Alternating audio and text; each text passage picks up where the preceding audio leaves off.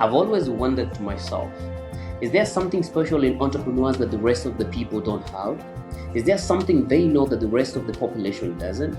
Is it their social, political, economic, or education background? Is it the schools they went to? What is it that makes entrepreneurs different?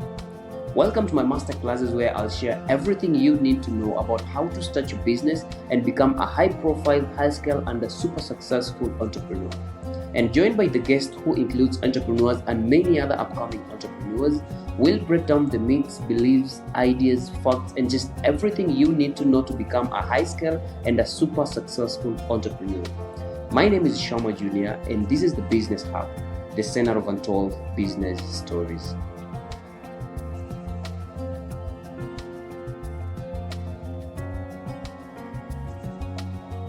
The most disappointing experience in a business setting is when you take your valuable time to explain to your client what you do and how you do it, and then all you get from them is, I'll call you back, or let me think about it, right? And every entrepreneur will confirm that these statements are very familiar to them. That you take your time, talk to your clients, explain to them what you do and how you do it and how you're different from any other supplier in the market. And the client also listens to you, actually, and then at the end of the day, they're like, I'll call you back. And apparently they never call, right? Is that a good feeling? It's not, right? And the fact that it's not a good feeling just explains to us that maybe at some point, in one or the other, there are some simple tips and tricks when it comes to sales that we miss out. Okay? And those tips and tricks are what we need to have the discussion about today. And that's why I started with this animation here. That you have your time, talk to your clients, tell them you want to sell to them your products or your services. You explain to them how it works, how everything goes, and then they just tell you they don't want to buy from you. Of course, they won't tell you that straight on the eye, but they'll go silent. Right? They'll be like, I'll call you back, or they just go silent, or they disappear from you. And in fact, if you follow up in details, you'll realize the client got the same service or rather the same product from your competitor. That's the most unfortunate stuff. So if you look back to some of your most promising clients, some of the clients that you felt are very promising and you are very sure they're going to give you projects or other business and they never did, you'll realize that you are either over-promising or you are over-calling them, or maybe you just did one silly mistake of bad-mouthing your competitor, right? I need you to just take a moment and think about it. Maybe that client that you felt, this is a big deal, this is a real deal, this guy is going to give me business, this guy is going to give me, this money, and then they ended up just disappearing. Can you imagine? I'm very sure in one or the other, we've had such experiences. So at this moment, I just need you to take a second or two to just reflect in that moment and think about it. Ask yourself, why did the client disappear? Why did the client, just decided not to respond? Okay? So the number one mistake that most salespeople do, or rather most salespeople make, is thinking that sales is about persuading your clients to buy your goods and services. Apparently, sales is not about persuading your clients to buy your goods and services, rather your product. Sales is about inspiring your clients to trust your brand, because it's from the trust that they are going to make the decision of either buying from you or not buying from you. Let me repeat that again. We all make this mistake of thinking that sales is about persuading your clients, telling them those sweet words, over-promising them, and calling them back to back in a bid to persuade them and make them buy from you. Instead, sales is about inspiring your clients to trust your brand, because it's from the trust that they have on your brand that they are going to make the decision of either buying from you or not buying from you.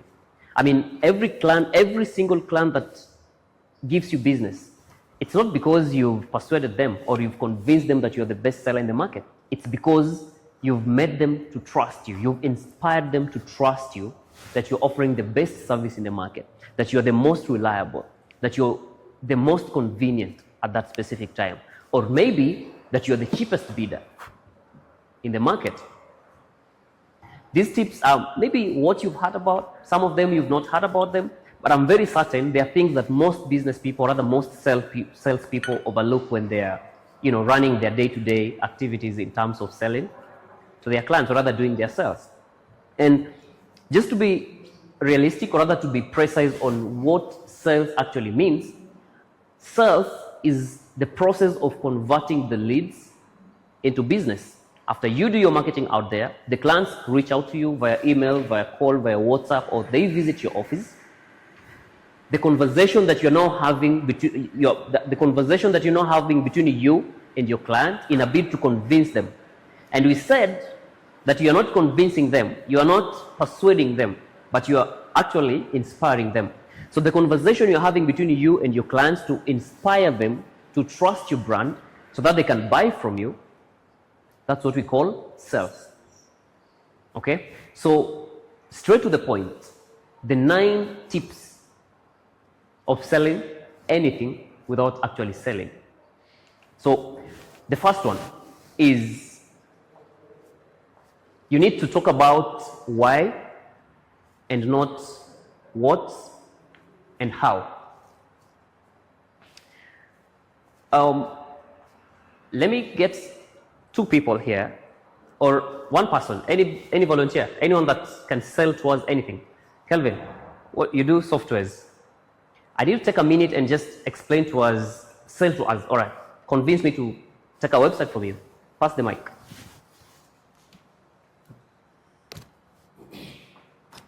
And this is just going to, I need to demonstrate the relationship between the 3. Why, what, and how. All right? Because most business people take a lot of time to explain to their clients what and how they do what they do. But they actually don't explain why they do what they do. Am I making sense? Maybe not, but let's hear this. I'm your client. Hey, your company is Dissolve Softwares. My name is Shama. I saw your adverts, on Facebook, and I need a website for my company. All right, I'm walking in. This is your office. Can I come in? Yes, come in. All right. My name is Shama. I was just walking outside there and I saw your banner. You design website. I think I need one for my business. Take me through it. Or rather, tell me more about your product. So yes, we do websites, just as you saw in the banner, and there are a number of companies which we've helped grow online by creating for them websites and improving their online presence, and we've helped them get lots of customers through the web. And here are some of the companies that we've helped build their online presence. And in this document, you can see the metrics of how we helped them and how their sales increased after we completed their websites and customers started discovering them on the web. Okay, thank you. And then I have a script here. I need you to introduce yourself now, assuming I'm coming in. I wrote this script for that.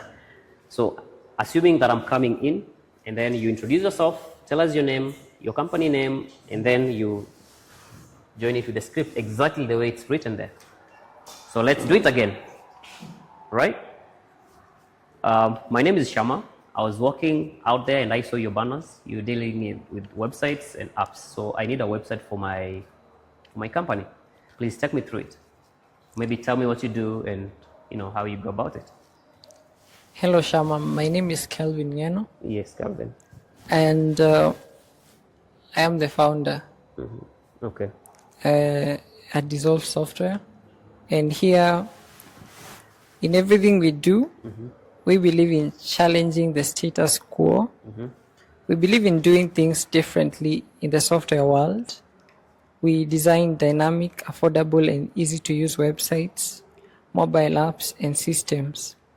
We've been in operation for more than half a decade now, and I am inviting you to do business with us. All right, give me my script. So here's the point. The very first time I walked into your office, you are telling me your name is Calvin and you do websites, you've helped other businesses improve their online presence. What else did you say? You know, you do websites, apps, and all that, right? That is just what you do. Of course, what you do is designing websites, all right? And how you do it, it could come into maybe pricing. You offer affordable pricing. You help businesses, you know, improve or rather increase their online presence and all those stuffs. I mean, you're talking about tangible stuffs, all right? You're only explaining what you do and how you do it and how you are actually different from every other person in the market. From the first statement, you're not even explaining, you're not talking to us of why you do the business. And so if you can, the second masterclass, we talked about business purpose. And we said that business purpose, it's, I mean, for a client to understand the reason why you're actually running your business in the first place, it's a feeling. You have to inspire them. It has to come from within. So based on how you arrange your words, rather how you articulate your statements, it has to stimulate some feeling from within. So when you're reading the statement, that in everything we do, we believe in challenging the status quo. We believe in doing things differently in the software world, and we design dynamic, affordable, and easy to use websites, mobile apps, and systems.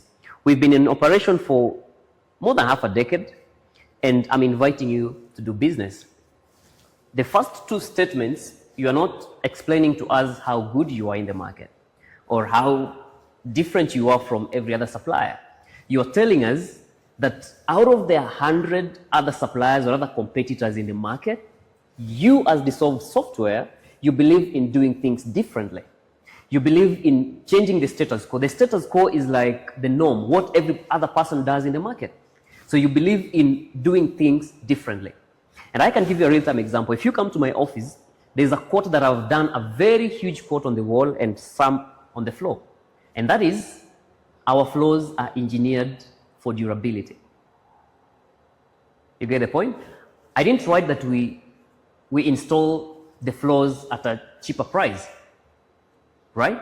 I didn't say that our floors are the most quality, for instance. The statement, of course, is describing quality, but I'm not going for its quality. It's affordable. I said they're actually engineered for durability. It stimulates a feeling from within. Right from when the client gets into the office, he just have a different feeling altogether based on what's written on the wall. So when you're reading the statement that in everything we do, we believe in changing the status quo. We believe in doing things differently. Right from the onset of your conversation, the client is already thinking differently about you. The client is already seeing a totally different picture of what your company actually is all about. You get the point? Thank you. So we should learn to talk about why we are doing the business, or rather why we are offering the product, and not what and how. And listen, if you start with why, if your clients have to buy your product because you present to them why your product actually exists in the market, the what's and the hows will only act as a proof for your whys. Because if you tell a client that you believe in doing things differently, you believe in changing the status quo, the what's are your products. For instance, footprint paints, you deal with paints. If you explain to your client why you're producing the paints, the quality paints, which are the what's, will just prove why. It will prove why you are actually producing the paints. Because if you start with why, the what's and the hows will only act as a proof. Am I making sense? So 99% of salespeople take their time to persuade clients of what they do and how they do it. Someone will tell you, we manufacture paints, for instance, we give the cheapest rates in the market. We do supply and install for you, and apparently installation is free. You get? Those are what you do and how you do it. But you're not explaining to your clients why you do it. And as I told you, if you walk in my office today, the biggest quote on the wall just explains to the client why we do what we do. And why we do what we do is because we believe as a company that our flows are engineered for durability. So whatever it is we do, the process of installing the flow, what we do it, that is now the what and the hows. Am I making sense? So anytime you get yourself in a situation where you're selling to your client, you need to convince your client. And we said we are not convincing our clients to buy our products, but rather we are inspiring them to trust the brand. Because you can never convince anyone to buy from you from the word go. They just have to trust you and your brand before they can actually make the decision to buy from you. All right? So let's look at the golden circle. The golden circle only tells us, or rather explains to us, the relationship between the why, the what, and the how. And right from inside the circle, it talks about the why. And the why is, just a belief. You need to make your clients believe why you actually exist. You need to have them convinced that you actually know why you're trying the business in the first place. So if you believe in your products, the clients will. If you don't, they won't believe in the product. Am I making sense? So why do you do what you do? What is the purpose? The why. It should always, come out first before the how. The how is the process. All right? How do you go about it? On the software world, maybe you take a quotation, you prepare the quotation. After that, you do a bit of discussion on how you go about it. What now you are telling me initially that you've looked at my website, for instance, and you feel like I need something more dynamic, something better, compared to my competitors and all those stuff. That is how you do it. And then the what is the result. The what is the website that you do. The what is the final product of the paint you do. The what is the final design in the graphic world. All right? So do not start by explaining the process to your client, because most clients, of course, they know the process. They've gone on Google, on internet, they've Googled on how a website can be done. They know it. So you don't have actually to explain to them the process. You also don't need to talk about what. Before I come to you, I know I need a website. So if you're taking 90% of your time to talk about what you do, the website and the apps and how they look like, before I came to you, I knew I need a website. And I need a website of this type, of these colors, of this shape. Am I making sense? So the first tip is that talk about your whys and not your what and your hows. And you can take advantage of the golden circle. It explains, it's everywhere. You can get it on the internet and everywhere. Just Google the golden circle and you understand how it all goes. The why is the most important. It's the core of your business. And that's why it's right at the center of it.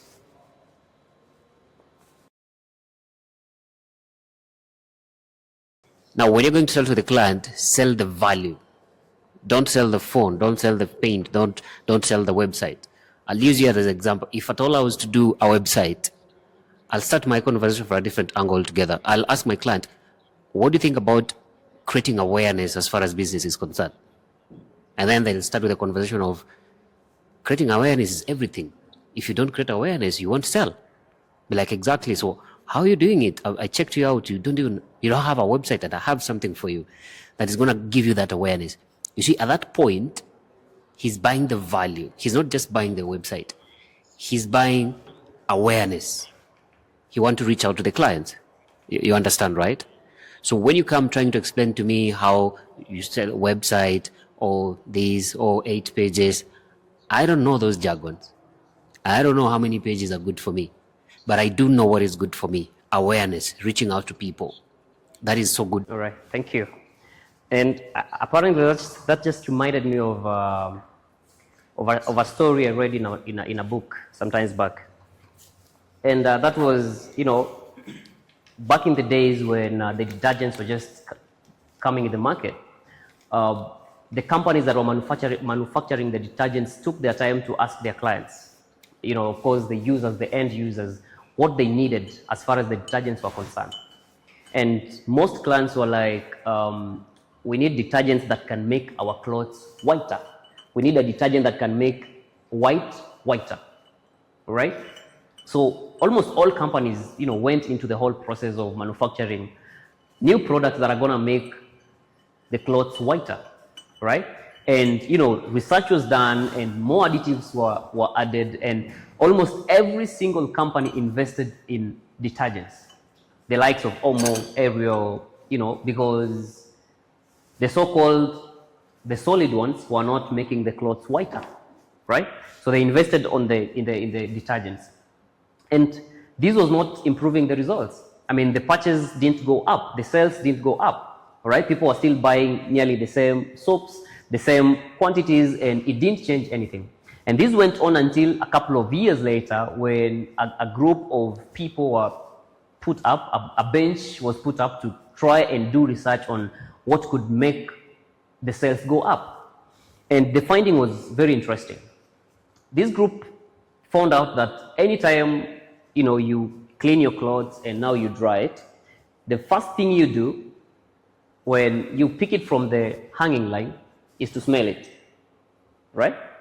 We don't look at it and be like, is it clean or not clean? The first thing you do is take it from the hanging line and smell it. Well, will your nose tell you if the cloth is clean or not? Will it? Can you tell me that your cloth is clean by smelling it? It's by seeing it. But apparently, the clients, or rather the customers, anytime they took the clothes from the hanging line, the first thing they used to do is to smell it. And so they wrote the findings and took it back to the companies. So what happened after that was that the companies now started to add scents in the detergents. All right? And nowadays we have scented detergents. We have lavender, Ariel in lavender, we have different scents. So this just confirms to you that the products or the services you're offering to your clients is about the feeling. The users of the detergents, they didn't want to look clean, they wanted to feel clean. And how do you feel clean? By smelling the clothes. And that's why we have sprays all over. After dressing, you have to put on some spray. Why? Because you need to feel clean. You don't need to look clean. Are you getting the point? Yeah. So the baseline of the story is that you need to sell your why and not what, rather how. Are we together? Mm-hmm. Good. The next one is that you need to invest in your first impression. And first impression is something I've talked about over and over again. I'll keep on talking about it, regardless of what you think about it, because this is something that affects our businesses every single day. And I can confirm to you that anytime I walk into any office to talk to my client, maybe I have an appointment with a client, or I'm just going to do marketing, like you are saying. So I feel like I need to visit this office and just do my sales. I always make sure that I invest so much on my first impression. And the first impression is just what people see first, what your clients see first, right? That the very first time we meet, Steve, for instance, what do you see in me? How do you perceive me? The kind of image that comes into your mind, that is the first impression. And that just reminds me of a couple of months ago when, I walked into a very famous office in town, and I was going to talk about my product. Actually, they sent me an email, so I was supposed to go and present my product. So when I walked at the reception, I remember, I was directed to the manager's office, and the very first thing the manager told me was like, you look sharp. And that point has never gotten out of my mind ever since. Because when a client tells you you look sharp, that is exactly what they've seen from the first glance. And it carries the day more than whatever it is you're going to explain about your product. So talking of the first impression, as a salesperson, of course, first impression is something very broad from the company side, from the salesperson, but I need us to talk about it from the salesperson point of view. So from the salesperson's point of view, first impression starts from grooming. How is your hair kept? What kind of clothes are you putting on? All right? Which kind of car are you driving, or rather, which car are you driving? All right? How are you speaking? Which language are you speaking? And how eloquent are you? That is what we talk about when I'm mentioning the word first impression. And all these aspects are very minute that if you're not very careful, you might not even pay attention to them. Because most of us always feel like you need to invest on convincing power. And remember from my first statement, I said sales is not about persuading your clients to buy from you. It's about inspiring them to trust you. So last week I was having a conversation with my sales team in the office, and I was like, how do you walk into a client's office trying to convince a client to give you business worth $1 million when you can't even do your hair that is worth 200 shillings? Or even 500, give it any figure, even 1,000 bob. How do you convince your client to give you $1 million when you can't even afford 2,000 bob to do your hair? It doesn't just make sense, right? So first impression carries the day, and first impression goes hand in hand with what we call the halo effect. The halo effect states that when a client trusts one aspect of your business, they are going to judge the remaining aspects of your business based on the first aspect that is trusted. That if your client trusted your first impression, your looks, your dress code, the car you drive, your eloquence, the language you speak, they're going to have that perception that your company is well organized, just the same way you are organized in your dressing. Am I making sense? So first impression is key. As a salesperson, if you're walking out here, it also depends with your industry. It also depends with what you're doing and how you want to do it. But regardless of where you go and whatever it is you're trying to sell, first impression is key. I mean, you won't just walk around with unkempt hair, shoddily dressed, and you expect a client to give you money. And I always joke around that, assuming you've been invited for a board meeting, just assume, Bruno, you've been invited for a board meeting to go and present your product. Your company is called? Infinite Designers and Printers. So assuming I've invited you to my office, that I need you to print something that's worth maybe 200,000 Kenyan shillings. And now you're walking in, I have my fellow directors waiting for you. You walk in, unkempt hair, your shoes are dusty because you've been trekking. Of course, you're sweating, you are running, you're even late in the first place, so you're running around, you're sweating. And then you expect me to, have the conversation with you and then give you business. Bro, it can't just work, right? It can't work. So sometimes you have to look the part. You have to look like someone who can afford the amount of money that you're just about to handle. And that comes from the first impression. So it rolls from the clothes you wear. You need to look sharp. Just look decent. It doesn't cost you anything. Of course, it costs you the money to buy it, but it's yours. You're not buying it for the client. You're buying it to keep it for yourself. So from the clothes you're wearing to the car you drive. The car you drive is another big story out here. Different people will always come up with different narratives. They'll be like, when you're buying the car, you're wasting money.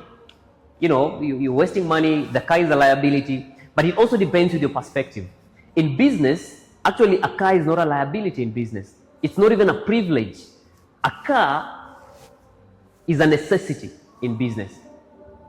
Because based on the example I've just given you, you're getting into the office, all the directors have already arrived, they're waiting for you. That means you're late. Why were you late? Give me 2 reasons why you can be late for a meeting in Nairobi. Traffic and? Weather, right? Traffic, weather. The third one? Sorry? You waited for too long at the stage. You're walking. The traffic. That one you're walking, right? A real-time example. How do you think weather, where's the mic? How do you think weather can affect or rather can make you get late for a meeting? Pass the mic. Just give me 1 or 2 reasons why you think weather can make you get late for a meeting. Okay, weather can affect you in this way. Let's say it's raining heavily. You're from your house. You don't have any other means. You're supposed to walk to the stage, board a matatu, and you don't want to get wet. Wet, Yeah, correct. so you'll have to wait for it to stop before going to board a matatu. Good. That is just a good example, rather enough example to explain why you actually need a car. And that a car is not, it's a necessity.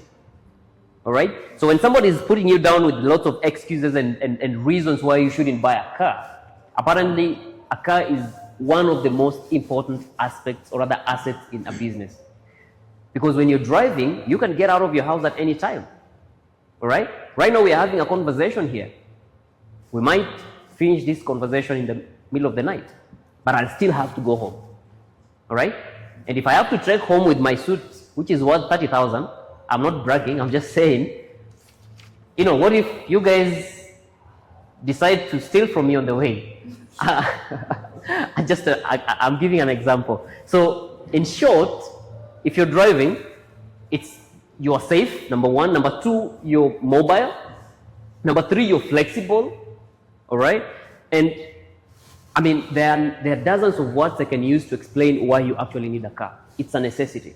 And now on top of that, it also raises your image. Assuming you walk into a boardroom with, you know, your notebook, executive pen, and where are my car keys, and a bunch of car keys right below your fingers like that. And now you walk in a boardroom. Bro, even if you're late, they're going to listen to you. Take it to the bank. And then on top of that, of course, you drive a good car. Okay? A car that actually resembles whatever it is you're doing. That whole package is what we call first impression. Okay? So today, if someone lies to you that a car is a liability, bro, think about it. Think twice about it. It's actually an asset. It's a necessity. It's not a privilege. All right? So first impression, dress code, the car you drive, the language you speak, and the eloquence. Time management. I don't even call it time management because you can't manage your time. Time moves on whether you like it or not. It's self-management. All right? That's a topic for another day. But time cannot be managed. It moves on whether you like it or not. We got 24 hours in a day. We got 365 days in a year. You can never change that. So you can't manage time. But you can actually manage yourself. So it is self-management.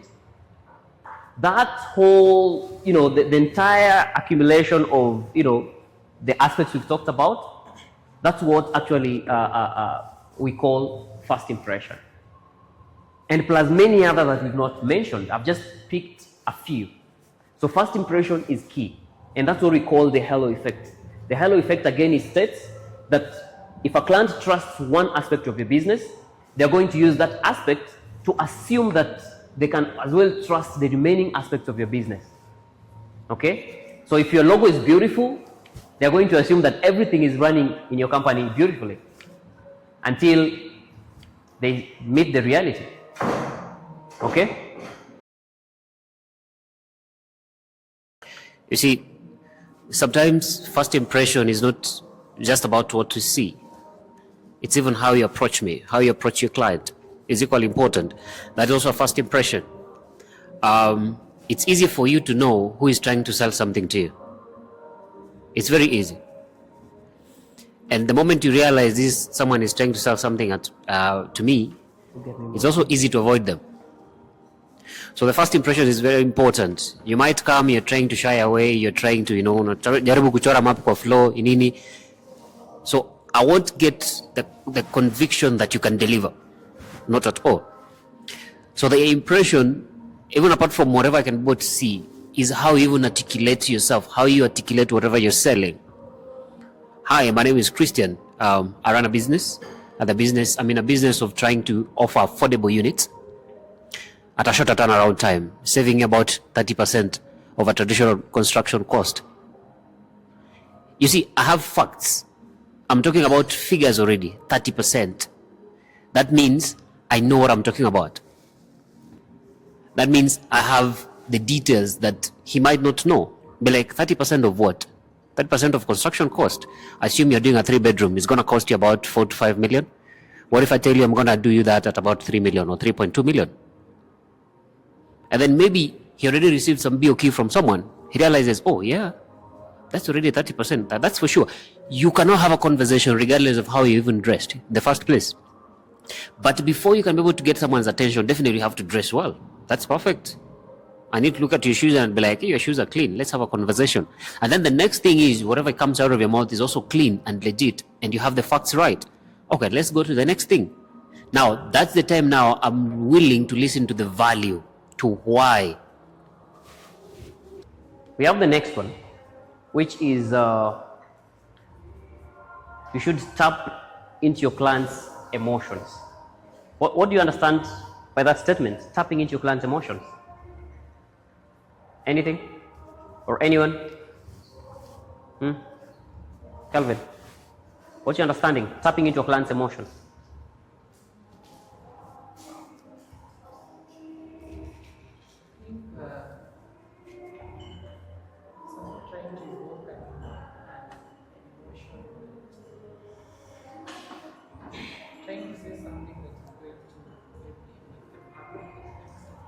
Okay. Trying to say something that is going to stimulate their feelings rather their emotions. Yeah, makes sense. But also, tapping, it simply means trying to, tapping. Can you, getting to understand their emotions, getting to feel their pain, getting to get into their emotional space. Because listen, we all need something because we feel we need it, right? We just said that business psychology is no longer just logical, but business psychology is also emotional. So everything we do, it's emotional. The reason why I need a green wall and not a white one, it's just emotions, how it makes me feel. The reason why I need a mobile app and not a website, or rather a web app, is just emotions, right? It's emotional. It's how it makes me feel. Because a web app and a mobile app is more or less the same thing. The only difference is an app you can install on a phone, a web app is on the internet. That is the difference. But they all play the same role, right? So the only reason why I'd go for a web app, apart from the cost, is how it makes me feel. Okay? So anytime you're selling, try as much as you can to tap into your client's emotions. Try to understand their feeling. Try to understand what stimulated the feeling of needing your services in the first place. What did they think about before they asked for your services, or rather they inquired about your services? That is tapping into your client's emotions. And this just reminds me, I deal in flows, and sometimes I get myself in a situation where I have to convince my clients to install the flows I sell. All right? And a couple of days ago, I think a couple of weeks ago, I met one of these, let me say one of my best clients. And now we are having a conversation with her, and she was trying to explain to me why she needs the floor. And she was like, I currently have floor tiles in my house, and the floor is crazily cold. So right at that moment, I was like, we do this type of a floor, we install this specific type of a floor, and it's warm, right? And I'm like, imagine waking up in the middle of the night, it's dark of course, and now you're trying to look for your sandals, which you can't find, and you're really pressed, so you need to go to the washroom. And now you're forced to step, or rather to walk on the cold floor. The feeling is horrible. The feeling is so disgusting. So if you have our floor installed for you, it's warm. You don't have to worry about the sandals. You don't have to worry about putting on socks in the middle of the night because the tiles are cold. You get my point? With that, you're already stimulating their feeling. You're already sharing their feeling, or rather their pain. Okay? The second is when maybe you're having a conversation with your client, for instance, another example that is, and then maybe the client is having the same service you're offering, or rather the same product you're offering, but maybe the previous installer, or rather the previous supplier didn't do it right, and now they're complaining, or maybe he did the job and left it halfway. So he's really complaining, and he's even worried of giving you business. So you really have to convince that client that you're actually not going to run away just like your competitor did. Okay? So you have to give the client reassurance that you are the best option. You have to give the client reassurance that apparently you're going to do the work to completion. All right? How you do it, you know it best, because different people, all of us here are working in different industries. So I can't really explain or rather give you a roadmap on how you can go about it. But what I'm trying to say is try as much as you can to tap into your client's emotions. Try to feel their pain. Try to feel whatever it is they're feeling. All right? Try to put yourself in their shoe and make them understand that you actually feel the reason why they actually need your products or services. That is tapping into your client's emotions. It's a very important stuff because what most salespeople do is that you talk to your client just wanting them to buy. You don't care of their emotions. You don't care of their past experiences. You don't care of what they actually need, or rather whatever it is they needed before they decided to call you. All right? Clients' emotions are very critical. They are very important because they actually drive the purchasing power of that specific client. You can actually go to a client, talk about your product, and they decide not to buy. But apparently they actually needed that product like yesterday, but they just decide not to buy it. Yeah? They just decide not to buy it. Why do they decide not to buy it? It's because you don't have that connection. They don't feel like you feel their position. They don't feel like you're tapping into their real emotions and their feelings of why they actually need the product. Are we together? So it's a very important thing because nowadays sales in Kenya or any other part of the world, any other part of the world, people feel like you just need to talk to your clients to buy. You just need to persuade them to make the purchase and have the transaction. That is not true. We said that sales is about inspiring your clients to trust your brand, because the moment they trust your brand, they are going to buy from you. Okay? And how do they trust your brand? By having the feeling that you understand their position, you understand their grief, you understand their past experience, and that you're able to change it. You are able to make them smile again. That's what I mean by tapping into your clients' emotions.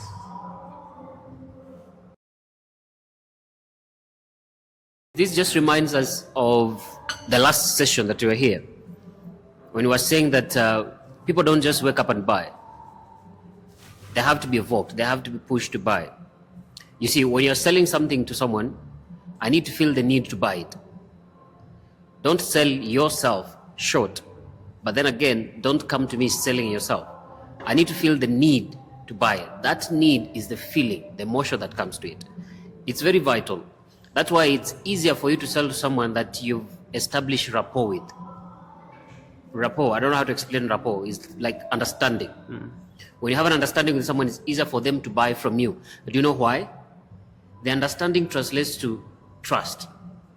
Trust is a feeling. I feel I can trust this person. So whatever they are selling, I'm buying.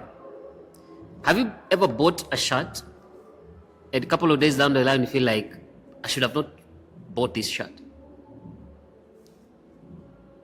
Or bought anything and then later on you realize, no, I should not have bought, totally, this was a mistake. You didn't buy the shirt because you needed it.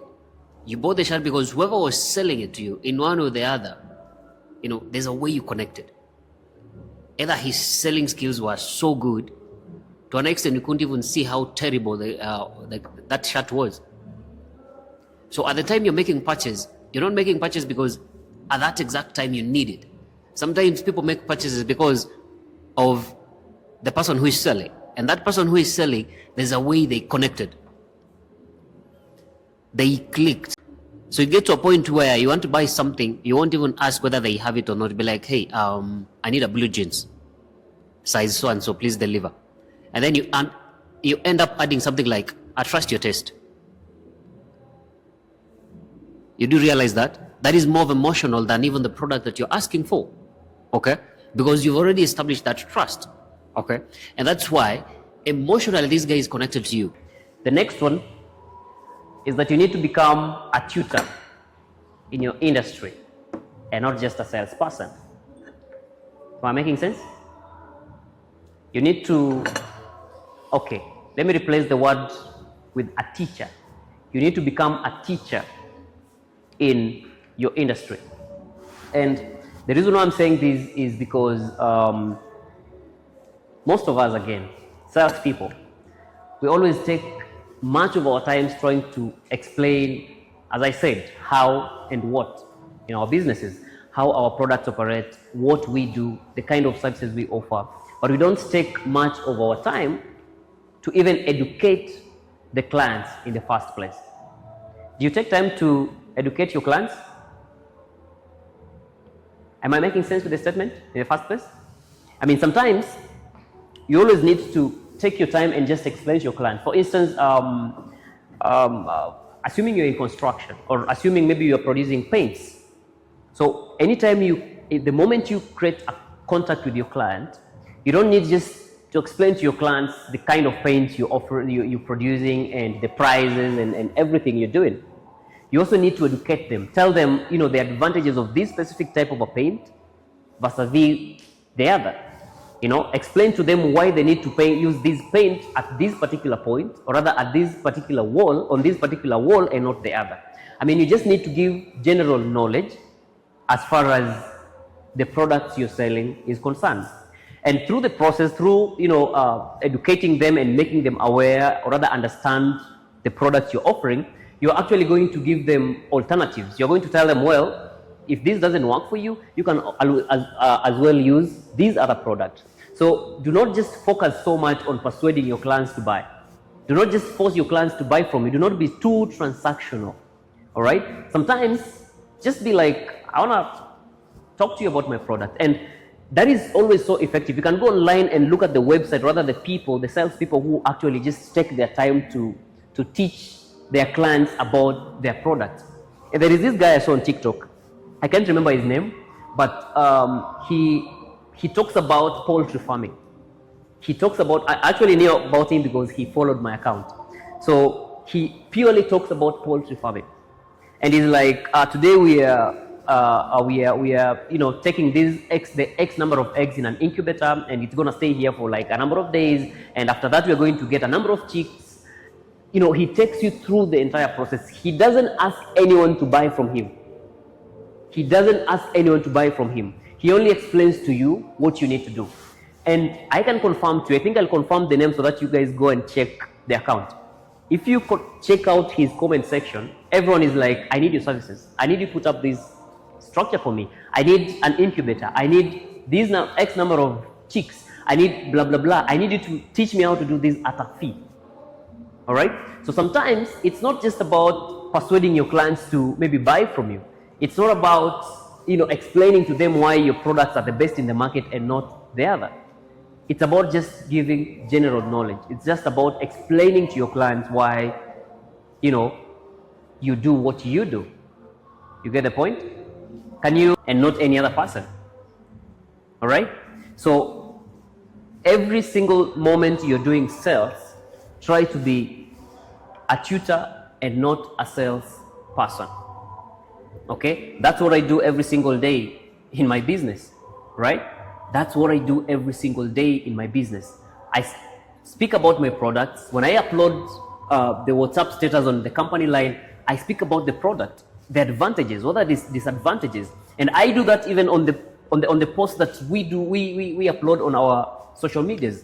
We are like, what are the advantages of these products? Where can they be applied? What are the disadvantages? Right?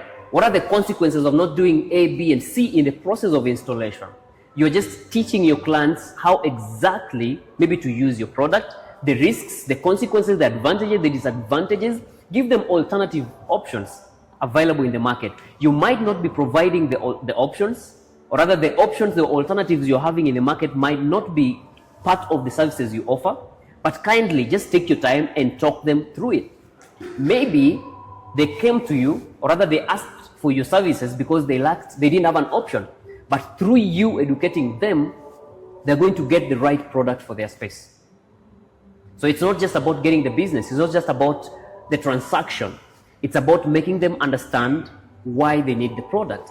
And making them understand why they need the product is actually the whole process of educating them about your product, making them understand how the product actually functions.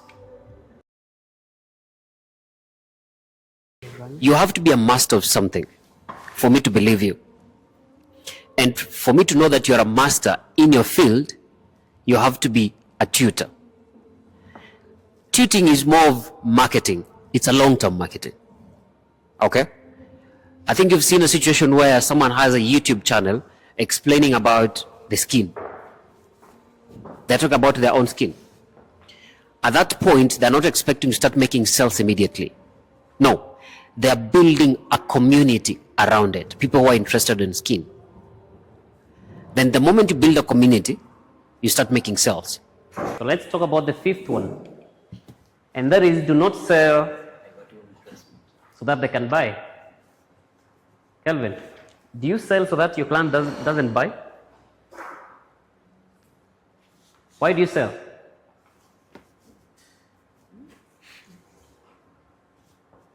Why do you sell? Okay, why would you sell this pen to me? So that I can buy, right?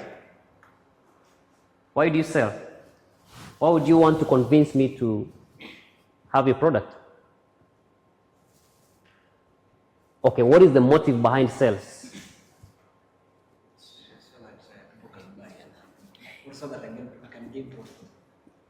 No, profit is about business. I'm just sales. What is the motive behind sales? So that you can buy. I can get, So that I can buy. What is the motive behind sales? No, the reality. Leave alone, please. Just the reality. Why do you do sales? Why do you wake up in the morning to visit your client and you're like, this product is very nice. I think you should try it. Why do you do that? To satisfy their needs. To satisfy their needs. What is the honest reason why you do sales?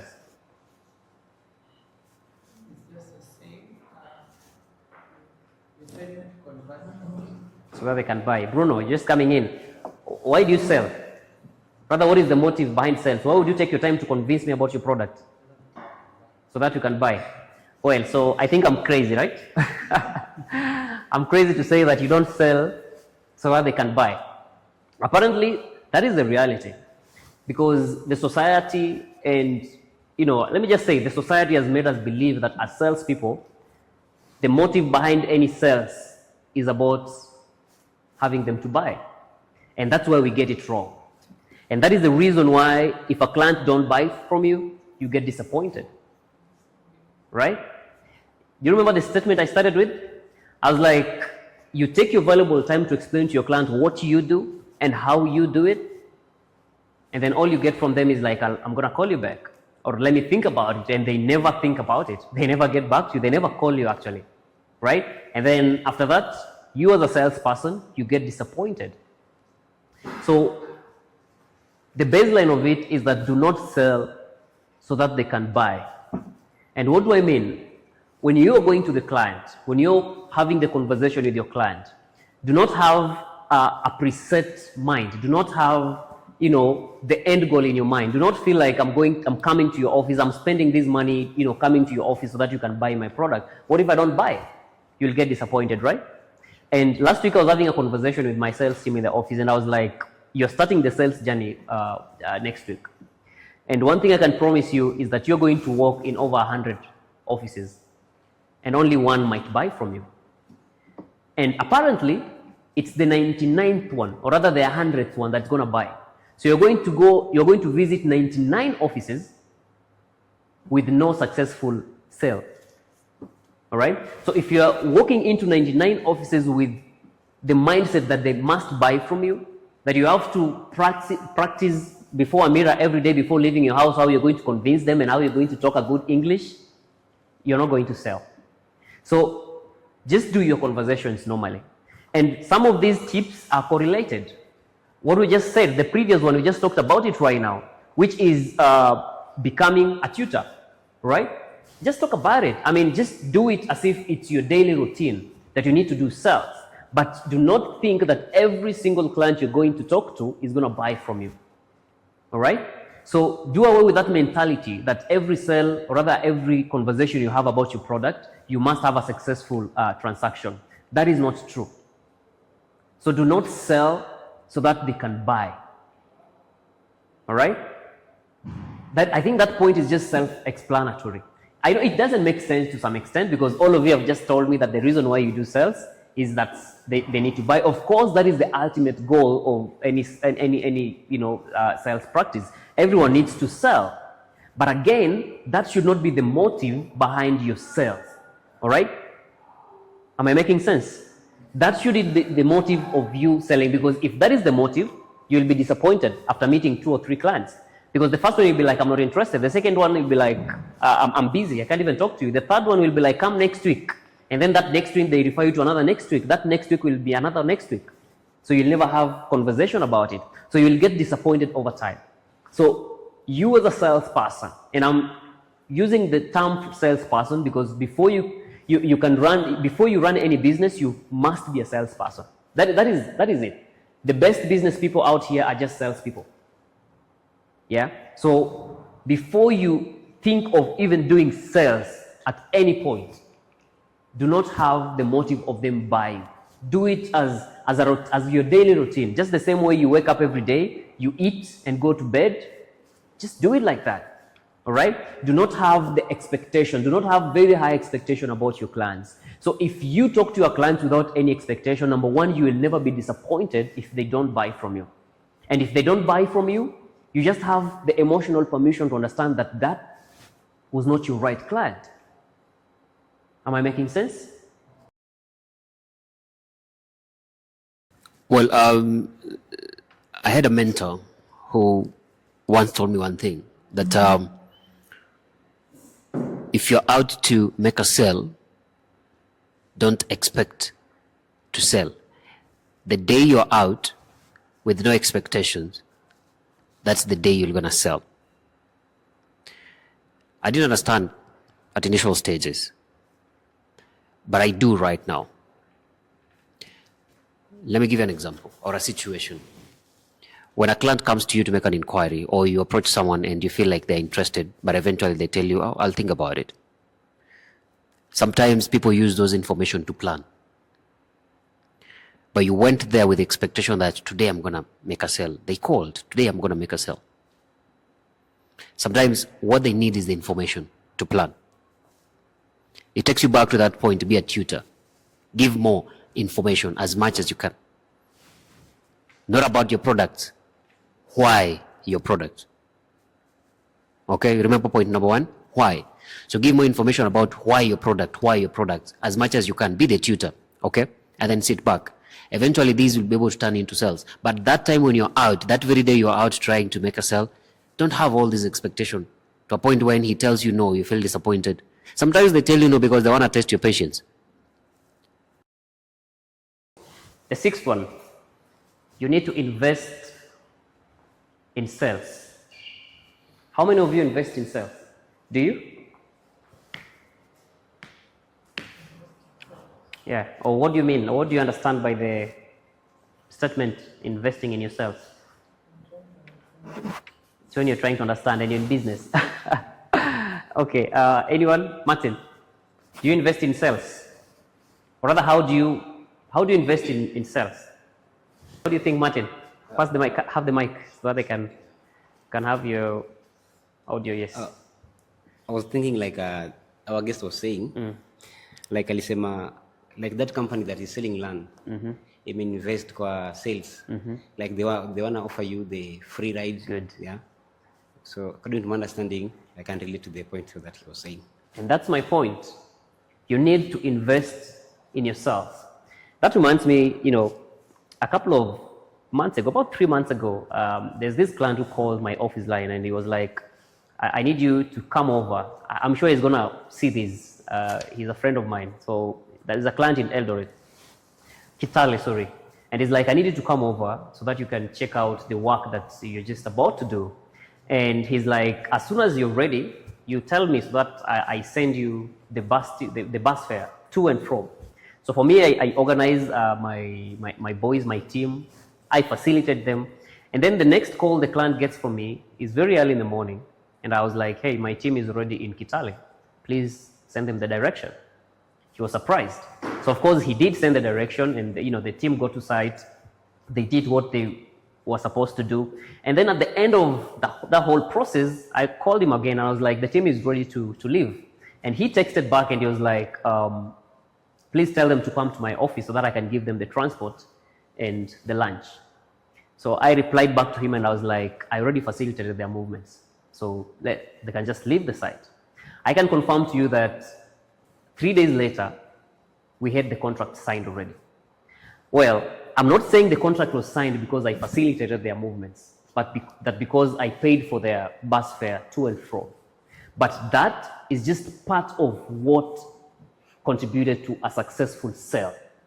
As I was saying, do not expect a client to give you business worth $1 million, and yet you can't afford a bus ticket of 1,000 bob or 2,000 bob. It just doesn't make sense. All right. And as he said, and as the guest said, the land selling companies, they're like, we can give you a free ride to the site and back. That is an investment they're making. They are very small things. Sometimes we don't even notice when you're doing it. When you're asking for transport from your client, you don't even see it as a big deal. But to your client, it really is. It lowers your credibility. They're like, if you can't afford 1,000 or 2,000 bob for your movement, then how are you going to handle a project worth $1 million or 100,000? You get the point? You've done my website, and it's a good one, by the way. I like your work. And every time I call you to my office for a meeting, you always show up. You don't ask me for transport. Have you ever asked for transport before? You've never done that.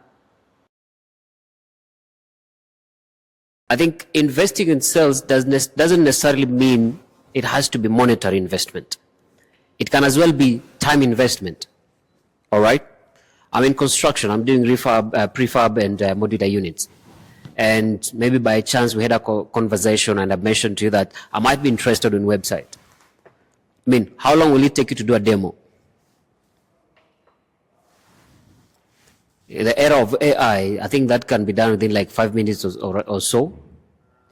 Demo is not the real thing, but it helps me as a client to understand, all right, what a website is. Okay? The time you took to come up with a demo, that is an investment. You don't know whether I'm going to buy or not. But you want to make it as easy as possible for me to understand whatever you're selling and for me to buy whatever you're selling, all right?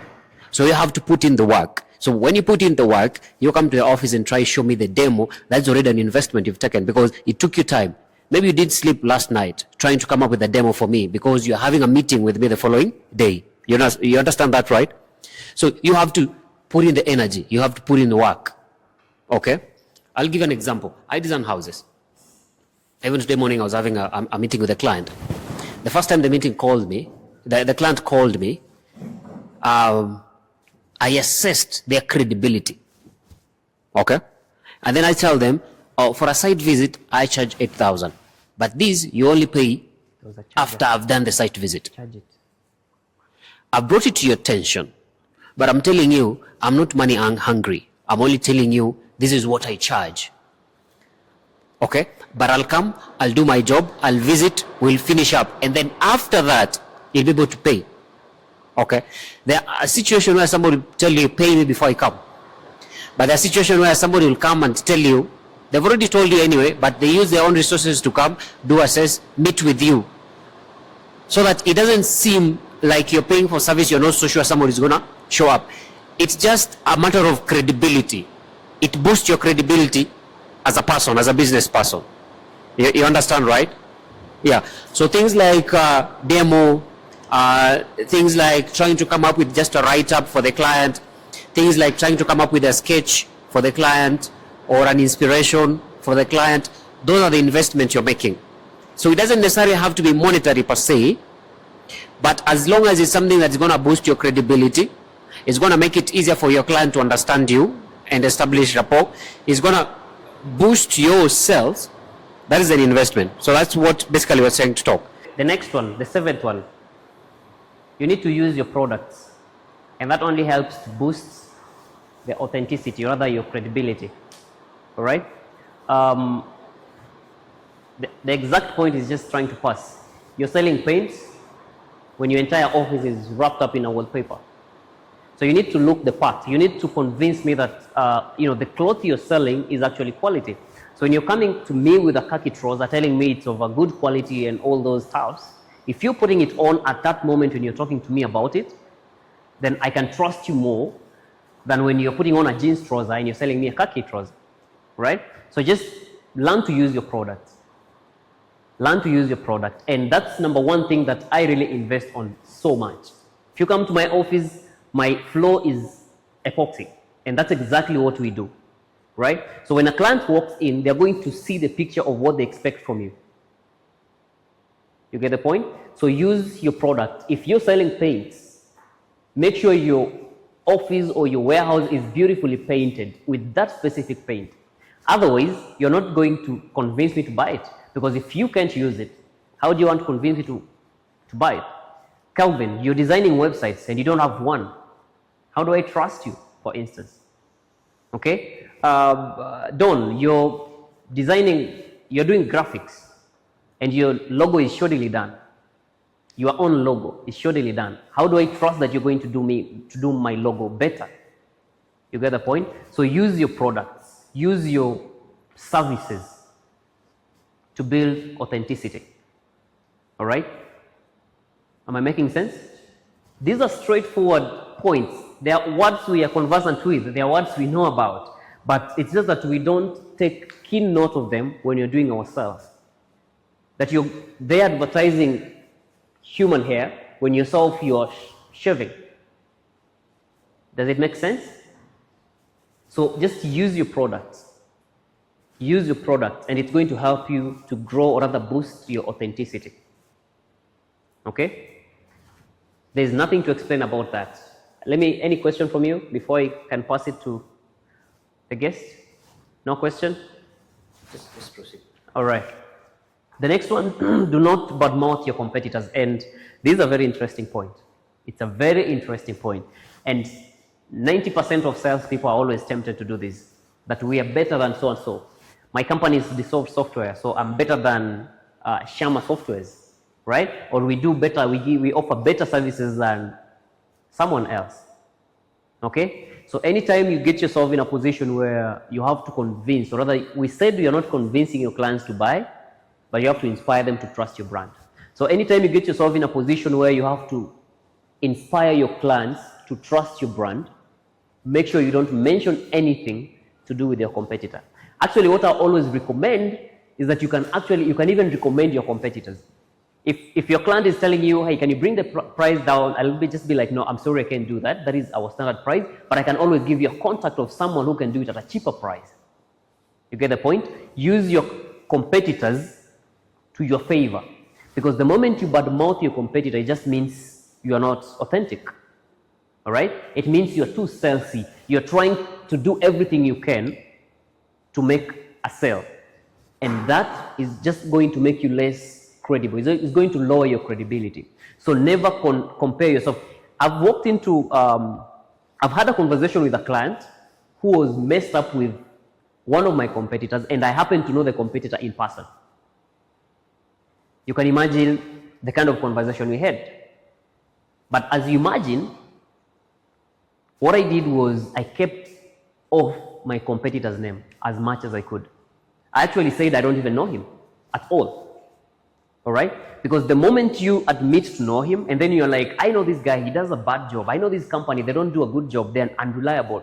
The client will ask themselves, if you know him, then you're of the same feather, you're of the same characters, because you know each other. So anytime you make yourself, anytime you're having a conversation with your client, keep off your competitor's name. It's an added advantage on your side. To you, you might feel like you're making the client feel like you're the authentic one, you're the best seller, or rather the best bidder in the market, but really, you're just making him to think otherwise about you. Okay? I think that's also self-explanatory, unless you have something. All right. And then the last one, you need to learn about alternative products in the industry. And what do I mean by learning about alternative products? Kelvin, you're next to me. I'm sorry, I'm going to use you as an example. But assuming you're in the market, you're doing softwares, you are designing, you're developing softwares, right? And then we have AI, right? AI is doing the same thing. Actually, maybe sometimes even better products than you do. You need to learn and understand how AI works, so that when a client asks a question, they're like, how different are you from AI? You should be able to understand everything around the AI world before you can be able to answer that question. All right? Right now, we are just talking about epoxy floors, for instance. When I'm addressing my clients, I should be able to understand how other types of floors like tiles, laminates, and all other types of floors, the wooden floors, how they are installed, how they work, their advantages, their disadvantages, before I can be able to inspire my clients to actually trust my brand. And I'm using that statement intentionally. to inspire my clients to trust my brand and not to convince them to buy from me. I said that is a take-home statement of the day. All right? So learn about alternative products. You can imagine walking into a client's office and you're like, I'm offering these services or rather these goods, and the client is like, compare that product with these other products. For my case, the client will be like, what is the difference between epoxy and tiles, or the epoxy and laminate? And now I'm green when it comes to laminate. I don't know nothing about it, right? So you must always learn about alternative products in the industry. If it's paints, understand other types of paints. You have the cover mat, the silk, for instance, the decorative paints. You must be able to learn about them, all right? You must be able to explain to your clients why the paints are better than wallpapers, because wallpapers are an alternative option for paints in a house. Okay? You developing softwares is just but an alternative of your clients using AI to get your website. We have, I'm not advertising, but we have the so-called the Odoo and Zoho and all those AI tools. People are using them out here. So convince a client of why they should consider you and not the AI tools. So before you can be able to make a conclusive statement about why they should choose you and not the AI tools, you must be able to understand how the AI tools actually operates. Okay? So learn about alternative products in the industry.